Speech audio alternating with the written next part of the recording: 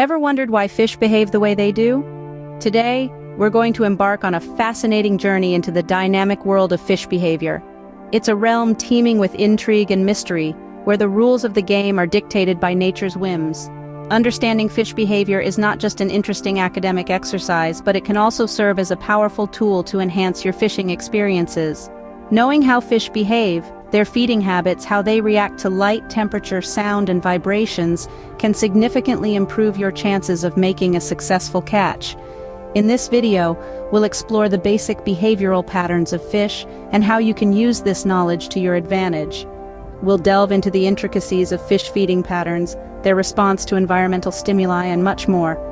So let's dive in and learn about the fascinating world of fish behavior. Did you know that fish have specific feeding patterns?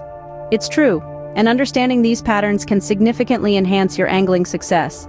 Let's dive into the details. Fish feeding patterns vary greatly depending on the species.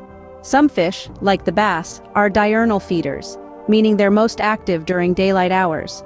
Others, such as the walleye, are nocturnal feeders, so they're more likely to bite at night. And then there are crepuscular feeders like the trout, who prefer to feed during the twilight hours of dawn and dusk. Now, let's add another layer to this. Fish don't just feed according to the time of day, but also according to the season. In the warmer months, fish tend to feed more due to increased metabolism. However, when the water temperature drops in the colder seasons, fish become less active and feed less. Weather patterns also play a role in fish feeding behavior. On overcast days, fish are more likely to feed throughout the day as the cloud cover mimics the low light conditions of dawn and dusk.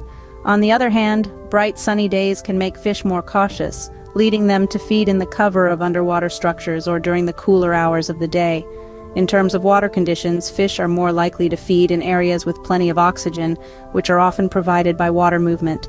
So, look for areas where currents converge, or where waves crash against the shore, as these are prime feeding spots. Finally, remember that fish are opportunistic feeders. They will eat when food is available. So factors such as the presence of bait fish or a hatch of insects can trigger a feeding frenzy, regardless of the time of day or weather conditions. So, why is all of this important? Well, by understanding when and where fish are likely to feed, you can plan your fishing trips accordingly, increasing your chances of landing a catch. It's not just about casting your line and hoping for the best, it's about being strategic and using knowledge to your advantage. Knowing when fish are likely to feed can be a game changer for any angler. Are you enjoying the video so far?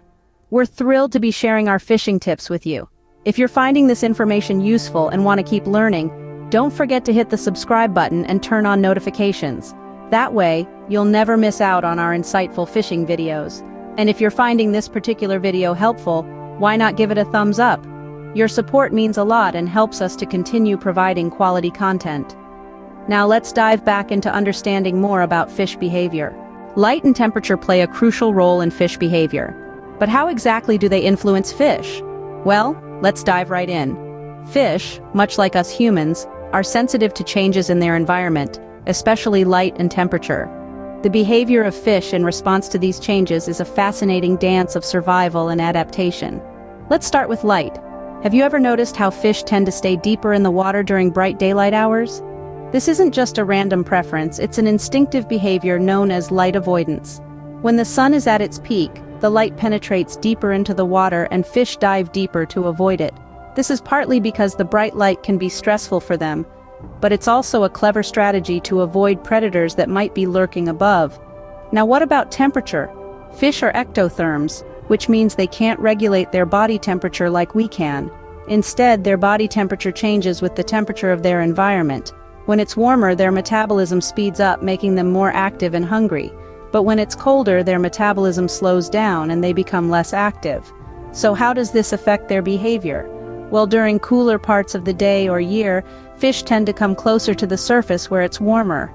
This is why early morning and late evening, when the sun's rays are less intense, are often prime fishing times. Understanding these patterns is like having a secret weapon in your fishing arsenal. If it's a bright sunny day, you might have better luck casting your line in deeper waters. And if it's cooler, try fishing closer to the surface. But remember, these are just guidelines. Every species of fish is unique, and their behavior can vary based on a multitude of factors. So it's always a good idea to do some research on the specific species you're hoping to catch. So, the next time you're out fishing, remember to consider the light and temperature conditions. This little bit of knowledge might just be the difference between an empty bucket and a bountiful catch. Ever noticed how fish scatter when you make a loud noise? That's because fish are incredibly sensitive to sound and vibration. They have a unique sensory organ called the lateral line system, which they use to detect even the smallest movement and vibration in the water around them. Picture this: you're sitting in a quiet room, and suddenly you can hear a pin drop from across the room. That's akin to how fish perceive vibration in their watery realm. This sensitivity is a survival mechanism that helps them evade predators and find food. But it also means they can detect the sound of your footsteps on the dock, the clunk of a tackle box, or even the splash of a poorly cast line. So if you want to increase your chances of a successful catch, being quiet and minimizing movement can make all the difference. Remember, silence is golden when you're fishing. Let's quickly recap what we've learned about fish behavior. We've delved into the fascinating world of fish feeding patterns, shedding light on how fish hunt and feed at different times of the day. This knowledge is vital, as it can guide you on when to cast your line for the best results. We've also explored how light and temperature significantly influence fish behavior. Remember, fish are ectotherms. Their body temperature changes with the environment. Therefore, changes in light and temperature can dramatically affect their activity levels. Next, we ventured into the realm of sound and vibration. Fish are incredibly sensitive to these factors, which can either attract or deter them. Understanding this can help you choose the right equipment and approach. By understanding fish behavior, you can become a more successful angler. So keep these points in mind the next time you go fishing.